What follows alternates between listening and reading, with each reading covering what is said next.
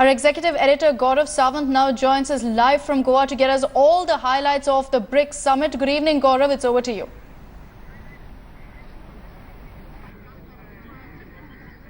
Hello and welcome to an India Today special that comes to you from picturesque South Goa. This is where India, Russia, China, Brazil and South Africa meet for the BRICS summit. But apart from that, there's also the BIMSTEC outreach. But before that, the day was India-Russia relations. But even as we speak, India and China are set to meet on a bilateral. Let me give you the bigger picture. In picturesque South Goa, India's effort is to highlight the issue of Pakistan-sponsored terror, which affects not just this region, but the entire world. That's one part of the story. The bigger picture, India says developing economies need to come together. They're talking about energy security. With Russia, there's a big defense deal that's being talked about. But before that, let's take a look at what India and Russia have been saying through the day today. An effort to isolate Pakistan, where Russia, in no uncertain terms, said Russia stands by India's effort to punish cross-border terrorism.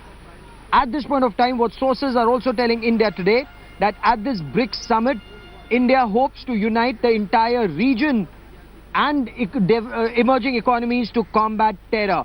The question also remains, can India tame the dragon? Will China join hands to fight Pakistan-sponsored terror? That remains the big question.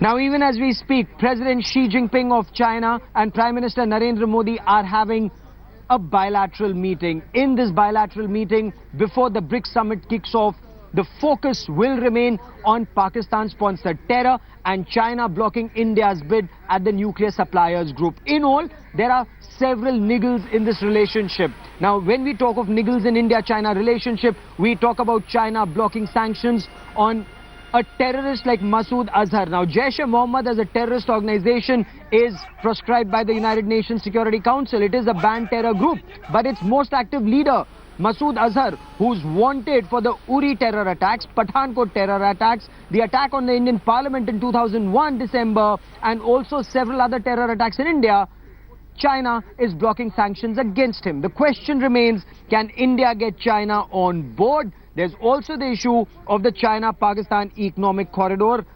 The dragon will be cornered on its continued support to Pakistan-sponsored terror. That remains the big question.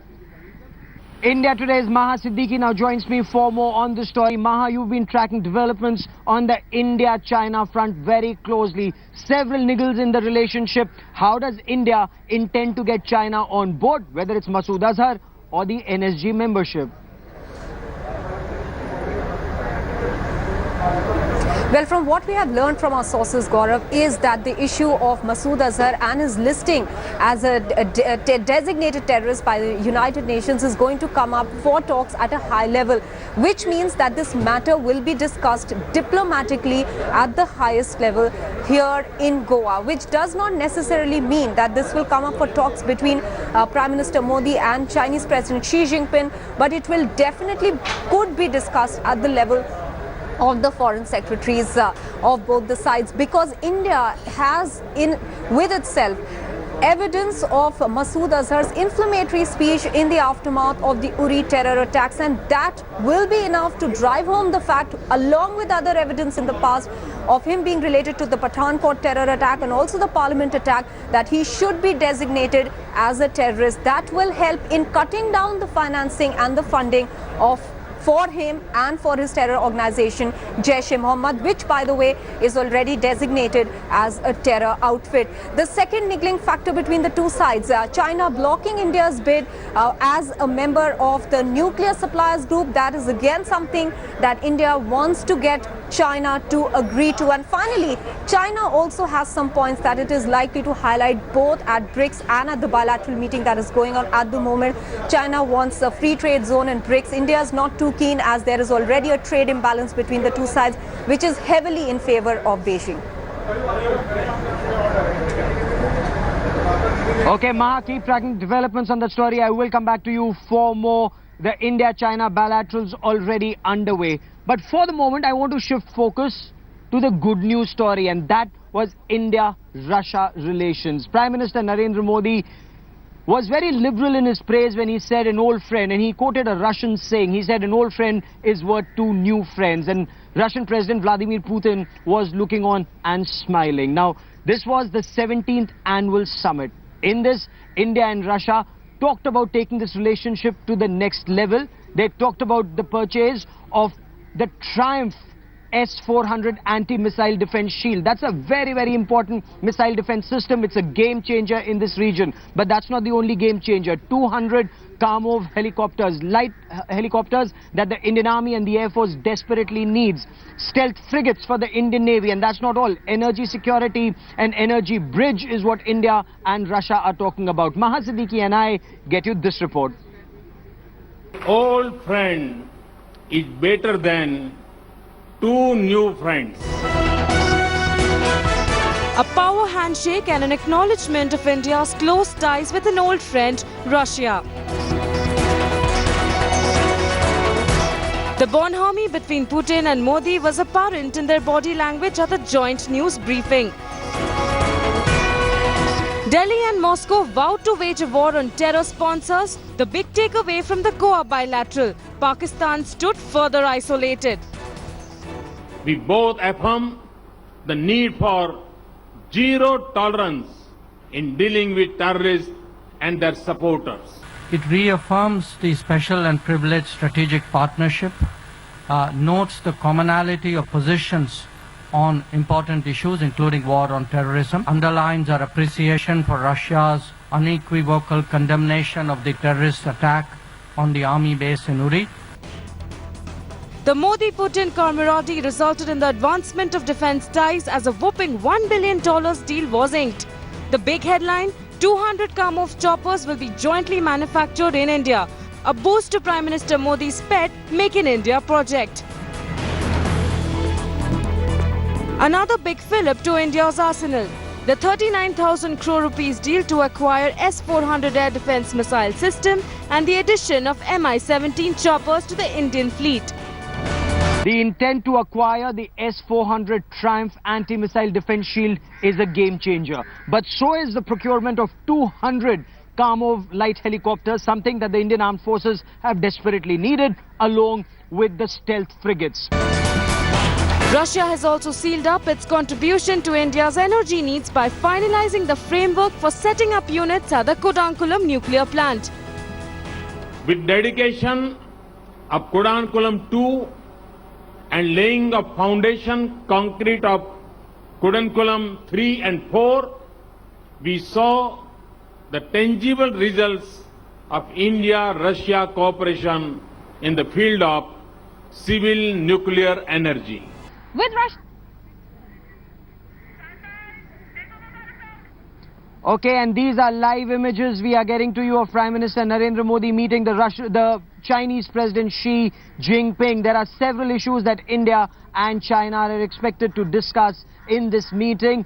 You're looking at the body language of the two leaders as they interact. This is a bilateral. The two are expected to speak for anything between half an hour to 45 minutes. Several issues that India is expected to take up with China in this bilateral. India's membership to the nuclear suppliers group, China has put a spoke in it. That is one issue that will come up. From what sources are telling India today, China has indicated it is willing to move forward on this. A big niggle for India is China blocking sanctions against Maulana Masood Azhar, the head of Jaish-e-Mohammed. Now, Jaish-e-Mohammed is a banned terrorist organization involved in a series of terror attacks in India, from the attack on the Indian Parliament in December 2001 to attacks that have taken place subsequently, including the recent ones in Pathankot and Uri. China has been blocking this, and India has made it very clear, for political reasons, this cannot be blocked. Let's try and listen in to what's happening on ground. Understanding each other से शुरू होकर के meeting of mind तक की हमारी यात्रा इस पूरे रीजन के लिए बहुत उपकारक होगी. 我们两个之间这关爱आपका हृदय से बहुत स्वागत करता हूं.再次这个欢迎阁下到我印度访问。我非常高兴。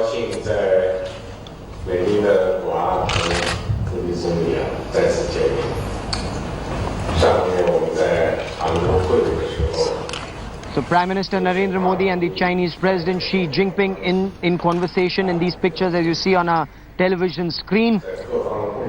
Now this is a relationship that is talked about at multiple levels. There is an economic relationship that is growing. At the same time, there is China's increased interference in this region that India is very uncomfortable with, especially support to Pakistan-sponsored terror. Of course, from what diplomatic sources are telling India today, China has also told Pakistan it cannot continue to support Pakistan endlessly in Pakistan-sponsored terror. But so far, China has blocked all actions on Maulana Masood Azhar.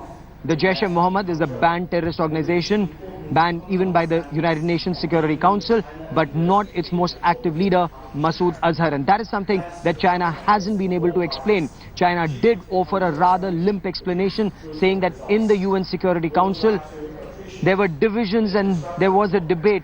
Not everyone was on board, but top sources in New York have told India today that in the 15-member Security Council, 14 were in favor of action against Maulana Masood Azhar and only one, that's China, that's blocking it. India has made it very clear, political considerations cannot be more important than fighting terror. And this is something that the entire world needs to come together. You can't just pay lip service to combating terror. At the BRICS summit, this will be one of the issues that India will take up, terror in this region. Just a short while back, Foreign Secretary S. Jaishankar briefed journalists and he said, while BRICS talks about emerging economies, terror is one subject that doesn't affect just this region, even though it emerges from our neighborhood. This is the scourge of terror affects everyone across the world. We are listening to Prime Minister Narendra Modi. Let's try and listen in. Developing countries in global governance and the international system. This year, Mr. Prime Minister, you and I have met 3 times in Tashkent, in Hangzhou, and now in Goa. This shows how much stock both sides put in our bilateral relationship. It also indicates a positive will on the part of both to strengthen cooperation in multilateral institutions. China will work with India and build on the sound momentum that we've developed at the G20 Hangzhou Summit to ensure a successful BRICS Summit in Goa cooperative partnership. Thanks to the joint efforts of all parties, the G20 Hangzhou Summit produced fruitful results. We would like to appreciate the constructive role played by India in that summit. And I have just learned that a bridge has collapsed in the holy city in Uttar Pradesh, causing 19 deaths. So taking this opportunity, I would like to convey condolences and our sympathy to the bereaved. Joining me now is India Today's Maha Siddiqui. Maha, India will focus on terror. India will focus on several aspects, and prominent is China's support to Pakistan, China blocking Masood Azhar and the nuclear suppliers group, China's lack of support to India's entry to the nuclear suppliers group. Take us through what your sources are telling you. Well, what our sources are telling us is that the focus on terrorism and countering it in the region is not going to be limited only to the bilaterals between China and what we have seen, India holding a bilateral with Russia, where there has been a strong statement on the issue of counter-terrorism. But this matter and a strong statement from BRICS is also expected on counter-terrorism at the BRICS summit as well. That's because Gaurav, the Foreign Secretary, very rightly pointed out that the issue of terrorism may look as if it's limited to this region, that the epicenter is here, but the fact is that terrorism affects people globally, and therefore it is important for BRICS to even come out with a political statement. And Maha, India is laying its cards on the table now. India is not mincing its words, where India makes it very clear that at the UN Security Council, 14 countries were in favor of action against Masood Azhar. It's only one country, that's China, that's holding it back, and that's also because of China supporting a state sponsor of terror, Pakistan. That cannot continue. Absolutely, Gaurav. And if you've seen that the CPEC, which is the China-Pakistan Economic Corridor, is a matter of great concern for India. India has not minced its words on that aspect as well, saying that a project that is taken up by a third party in a portion of the country, even though it has been illegally taken over by another country, which is the Pakistan-occupied Kashmir, therefore is of great concern to India. And that is why we are seeing this collaboration of China and Pakistan coming together, and hence China taking a cue on the issue of terrorism from Pakistan and therefore blocking India's bid to get Masood Azhar designated as a terrorist by the United Nations. In fact, there was a 6-month technical hold that China had first put at the United Nations Security Council at the committee, which decides on designating people as terrorists who have a record in terror. In fact, post the 6 months, again China put a technical hold of 3 months, and India now has only a 3-month window in which to get Beijing to agree to the fact that Masood Azhar needs to be designated as a terrorist by the United Nations. And clearly after the fact that JEM, the outfit which he heads, is already a terror designated outfit. Yes. Maha, keep tracking that story. I will come back to you for more. For the moment, that is all we have for you from the BRICS BIMSTEC summit here in Goa.